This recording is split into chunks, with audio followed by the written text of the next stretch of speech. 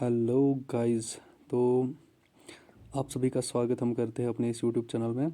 आज हम जो बात करने जा रहे हैं वो रेलवे की जो नोटिफिकेशन आई हुई है कांस्टेबल पोस्ट के लिए, उसके बारे में हम बात करने जा रहे हैं। और आप सबसे ये निवेदन है कि आप इस वीडियो में लास्ट तक बने रहिएगा। आपके सारे जो भी कन्फ्यूजन्स होंगे वो सारे क्लियर कर दिए जाएंगे इसी वीडियो में। तो बात करते हैं सबसे पहले जो यहाँ पे ऑनलाइन फॉर्म भरने की डेट है, वो हमारी 15 अप्रैल से लेके 5 मई तक दी गई है। यानी आपके पास कुल 20 दिन बचे हैं फॉर्म भरने के लिए। 20 दिन में आपको ये फॉर्म सबमिट करना है, और अगर आपने देर कर दी फिर फॉर्म आपका सबमिट नहीं होगा, तो फिर उसके ज़िम्मेदार आप खुद होंगे। यानी कि 20 दिन में आपको फॉर्म भरना है, और अगर फिर आपकी कहीं पे कोई करेक्शन रह रही होगी, किसी का नाम गलत हो जाता है या कुछ और डेट ऑफ बर्थ या बाकी सब बहुत सारी चीज़ें, एड्रेस, ये सब कुछ गलत हो जाती हैं, तो उसके लिए 10 दिन का टाइम दिया गया है। 5 मई से लेके 15 मई तक आप वो सब फिर ठीक कर सकते हो। जो ये पोस्ट हमारे पास रहने वाली है, ये लेवल 3 पोस्ट रहने वाली है। जैसे हमारी एसएससी जीडी में कांस्टेबल की पोस्ट रहती है लेवल 3 वाली, बेसिक पे 21,700। और ओवरऑल अगर हम इसमें पे की बात करें तो इन हैंड जो आपको पहले ही सैलरी मिलेगी, डीए एचआरए ये सब मिला के एटलीस्ट 45 to 50,000 आपकी सैलरी बनेगी। और आगे हम बढ़ते हैं। इसमें इस बार जो आपकी एज रिलैक्सेशन दी गई है यहाँ पे, पहले जो इसमें एज रिलैक्सेशन नहीं हुआ करती थी, 18 to 25 ईयर्स ऑफ एज इसमें पहले जो होता था क्राइटेरिया, लेकिन इस बार 3 साल की एज रिलैक्सेशन दी गई है। यानी जिसकी एज 18 से लेके 28 साल तक होगी वो इस फॉर्म को भर सकता है। और एक बात, कोई हमारा भाई होता है जिसका अभी मान के चलो रिज़ल्ट पेंडिंग रहता है, जैसे बहुत सारे लोग ऐसे भी होंगे जिन्होंने अभी हाल ही में 10th दिया होगा और उनका रिज़ल्ट पेंडिंग होगा, यानी उनका रिज़ल्ट नहीं आया होगा, तो वो इसका फॉर्म नहीं लगा सकते हैं, फिर चाहे उनकी एज 18 हो या 19 हो या 20 हो। तो ये बात ध्यान में रखना। अब हम आगे इसके बारे में बात करते हैं, जो इसका जो एग्ज़ाम होने वाला है, एग्ज़ाम कैसे होगा और एग्ज़ाम का पैटर्न क्या रहेगा।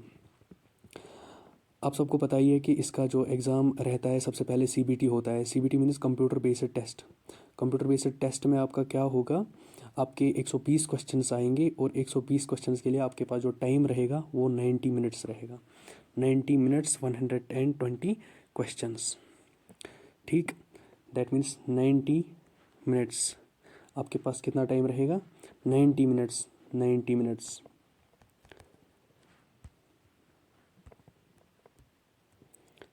90 मिनट्स। और जो क्वेश्चंस रहेंगे वो तुम्हारे पास रहेंगे 120 क्वेश्चंस।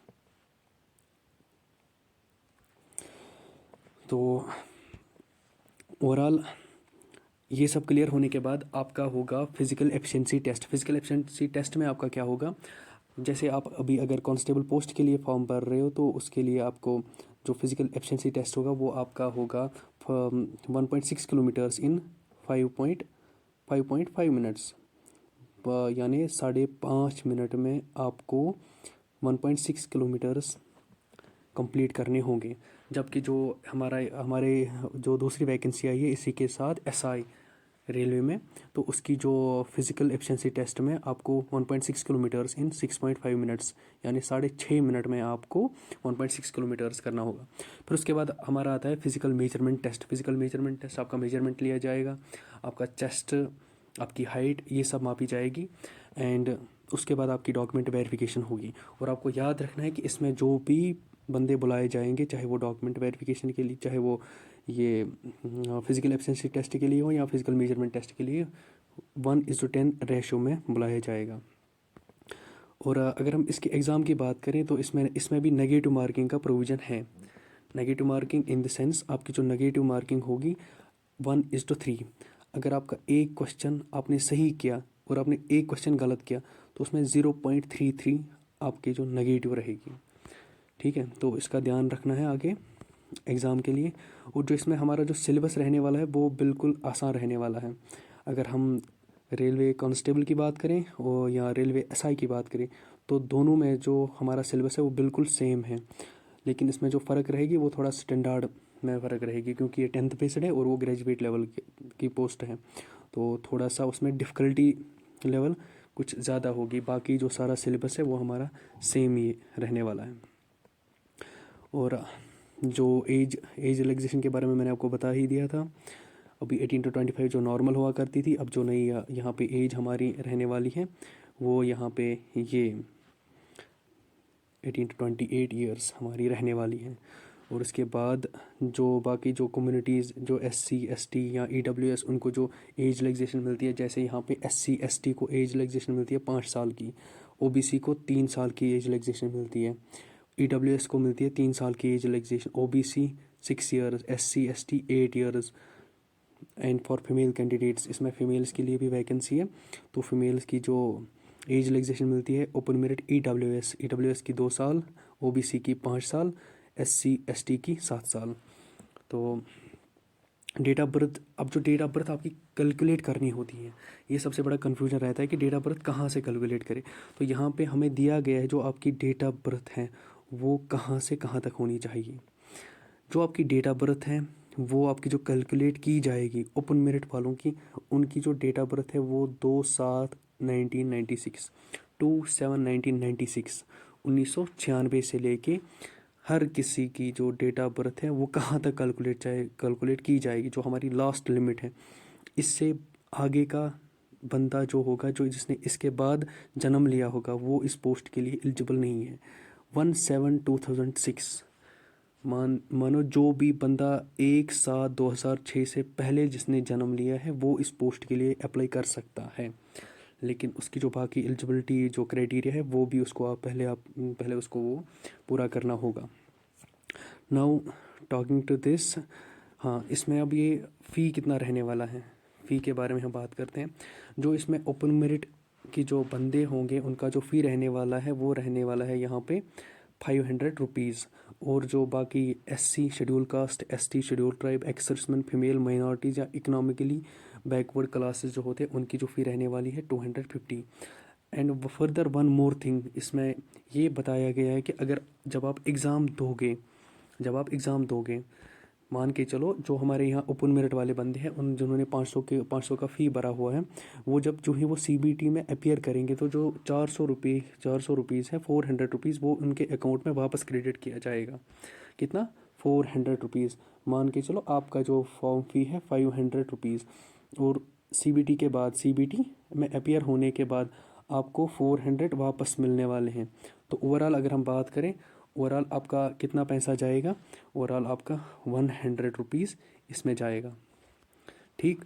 और जो बाकी हमारे यहाँ पे हमारे पास जो कैटेगरी वाले बंदे हैं, जैसे SC ST है, इनका जो फॉर्म फी है वो 250 है, और एग्ज़ाम में अपीयर होने के बाद, CBT में अपीयर होने के बाद इनका जो फ़ी वापस मिलने वाला है वो पूरा 250, यानी इनका फ़ी कुछ भी नहीं है। हाँ, लेकिन ये बात याद रखना है, ये उनके लिए है जो CBT में अपीयर होंगे। अब जो बंदा CBT में अपीयर नहीं होगा तो उसको फ़ी वापस नहीं मिलेगा। ठीक, तो ये बात आपको याद रखना है। बाकी इसमें जो वैकेंसी हमारी आई है वो तो आपको पता ही होगी, 4,500 के करीब कुछ वैकेंसी है, इंक्लूडिंग मेल्स एंड फीमेल्स। ठीक, तो हम अगर सिलेबस की बात करते हैं, सिलेबस में हमारा जो क्वेश्चन मार्क्स जो डिस्ट्रीब्यूशन है वो मैंने आपको पहले भी बताया था इस बारे में। यहाँ पे आप देख सकते हैं 90 मिनट्स में 120 क्वेश्चन करने होंगे, और आपको हर एक क्वेश्चन के लिए 1 मार्क्स दिया जाएगा। यानी अगर आपके पास 120 क्वेश्चन हैं तो आपके कितने मार्क्स बनते हैं? 120 मार्क्स बनते हैं।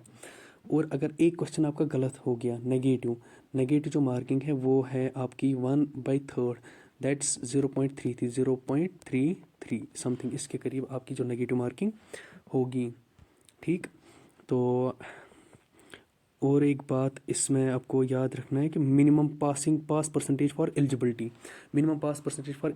यानी ये अब मैं आपको थोड़ा सा इसके बारे में समझाता हूँ। यानी अगर इसका यहाँ पे बताया गया है ओपन मेरिट EWS OBC, इनका जो बताया गया है 35% मीन्स अगर 100 मार्क्स बनते हैं तो आपको कम से कम 35 मार्क्स लाने पड़ेंगे। 35 मार्क्स आपको लाने पड़ेंगे, 35%, यानी कि 35 मार्क्स आपको लाने पड़ेंगे, तब जाके आपका जो कैंडिडेट है ये आगे फर्दर प्रोसेस में मतलब यूज़ किया जाएगा। या फिर इसके बाद आपकी मेरिट बन सकती है, लेकिन ये मिनिमम आपके इतने मार्क्स होने चाहिए। और SC ST के लिए यहाँ पे हमारा 30% यानी 30 मार्क्स होने चाहिए। अब अगर 120 में बात करें तो ओपन मेरिट वालों के लिए 35% कितना बनता है, 35% 120 में से, तो आपके 42 मार्क्स होने चाहिए। ओपन मेरिट वालों के 42 मार्क्स होने चाहिए। और जो हमारा यहाँ पे SC ST है, SC ST के हमारे यहाँ पे होने चाहिए 30%, यानी कि 30% ऑफ 120, यानी कि इनके 36 मार्क्स होने चाहिए। ये बात हो रही है SC ST की, ST की, ठीक। और ये जो बात हो रही है ये हो रही है UR ओपन मेरिट, और हो रही है EWS और OBC, ठीक। तो ये बात याद रखना है, आपको उसी हिसाब से तैयारी करनी है। अब बात करते हैं इसमें क्वेश्चन डिस्ट्रीब्यूशन क्या होगा। अर्थमेटिक्स में मानो जो आपका जो बेसिक मैथमेटिक्स रहता है, जैसे आपका एवरेज रहता है, whole numbers, decimal fraction, relationship between numbers, या fundamental arithmetic, plus minus, addition, subtraction, ये सब चीज़ें जो रहती हैं, तो इसके आपके कितने मार्क्स बनते हैं, 35 मार्क्स, ठीक, आउट ऑफ 120। और इसके बाद जो आपका जनरल इंटेलिजेंस एंड रीजनिंग, इसमें आपको विजुअल मेमोरी के बारे में क्वेश्चन पूछे जाएंगे, डिसीजन मेकिंग, या आपकी अर्थमेटिक रीजनिंग होती है, जैसे नंबर सीरीज़ होती है, या आपका ये फिगर सीरीज़ रहती है, तो उसके आपके मार्क्स बनते हैं 35। और उसके बाद जो आपका जनरल होता है, जनरल में आपकी हिस्ट्री होती है, आपकी ज्योग्राफी होती है, आपका ये इकोनॉमिक्स होता है, जनरल पॉलिटी होगी।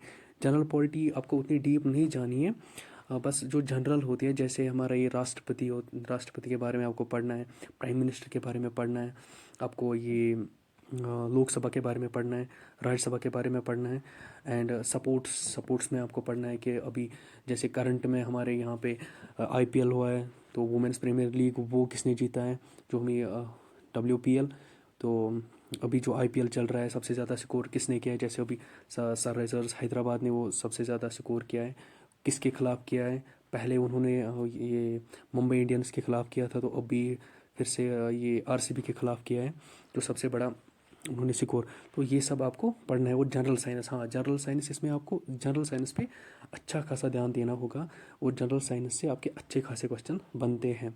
और इसमें जो जनरल अवेयरनेस के आपके 50 मार्क्स होंगे, 50 मार्क्स, तो ओवरऑल आपके कितने मार्क्स बन रहे हैं, 120। आगे हम आपको इसमें जो अर्थमेटिक्स, जनरल इंटेलिजेंस और जनरल अवेयरनेस, इसकी क्लास भी ली जाएगी।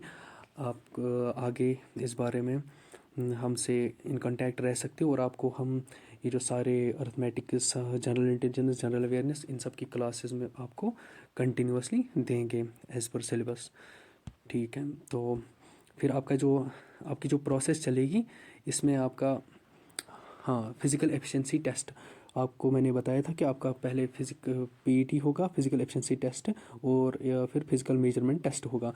फिज़िकल एफिशिएंसी टेस्ट में आपको पता ही है 5 मिनट्स 45 सेकेंड, 5 मिनट और 45 सेकेंड में आपको 1600 मीटर की रनिंग करनी होगी। 5 मिनट्स 45 सेकेंड्स, सॉरी मैंने आपको ये 5.5 मिनट बताया था, 5 मिनट्स 45 सेकेंड्स। और जो फीमेल्स होगी उनकी 3 मिनट्स 40 सेकेंड्स में 800 मीटर उनको कंप्लीट करना होगा, 3 मिनट्स 40 सेकेंड्स। और आपका इसमें लॉन्ग जंप, हाई जंप भी होगा। मेल्स के लिए 14 फीट का लॉन्ग जंप होगा, और हाई जंप 4 फीट का होगा। और जो फीमेल्स, उनके लिए long jump 9 feet and high jump 3 feet. तो ये उतना ज़्यादा मसला नहीं है। इसमें जो हमारा मसला रहेगा वो सबसे ज़्यादा इसका रहता है, रनिंग का। ये रनिंग थोड़ी सी हार्ड होने वाली है, तो इसके लिए आपको पहले से ही प्रैक्टिस करनी पड़ेगी, ठीक है। तो आगे जो इसमें हमारा ये हाइट स्टैंडर्ड रहने वाला है, हाइट कितनी रहनी होगी आपकी, या आपका जो चेस्ट है उसका मेजरमेंट जब लिया जाएगा, एक्सपेंशन विदाउट एक्सपेंशन, तो वो कितना होना चाहिए आपका।